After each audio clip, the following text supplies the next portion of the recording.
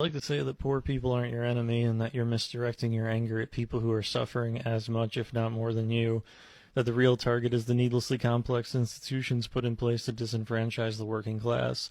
But the problem is, even if all of that is true, is it possible to undo the decades of socialization blaming individuals for the failures of our institutions? We're born and raised in a society that from our first breath implants in us the idea that one of the highest, most moral characteristics is working hard, and that a good work ethic determines how far you'll make it in society.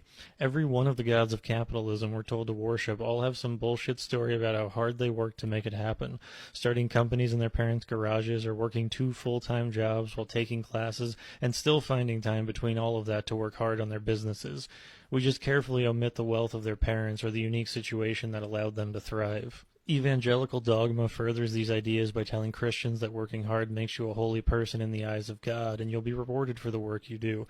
Kind of a side note, but it amazes me how Christian extremism has co-opted this work narrative when Jesus spent most of his preaching days wandering around relying on the generosity of others for food and shelter. And due to all of that propaganda we've been raised with, in the United States, being poor is seen as a moral failure.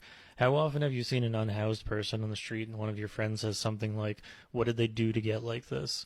It's always framed from the perspective that in order to be poor, you had to make the choice. You fucked up in some way and you're reaping the consequences of preventable actions. We never frame it as, how did our society fail this person? This is why so many people feel justified in demonizing our social safety net. Why should some moral failure of a person who made the decision to be poor get my taxpayer money?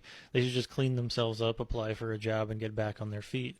We've been raised to believe that somehow our society is equitable and everyone starts on the same footing. And even if someone has hardships, they can work their way out of them, just like insert name of deified billionaire. Now the reality of all this is that a small consort of rich pricks have amassed more wealth than ever could be worked for and have a vested interest in all of us finding moral failings amongst each other rather than turning our gaze to the institutions that enrich these assholes.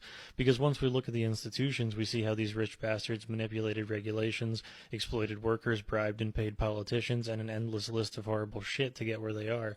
And that's just the tip of this shitberg. But how can we convey the reality of that to the people eagerly spewing bile at their neighbors?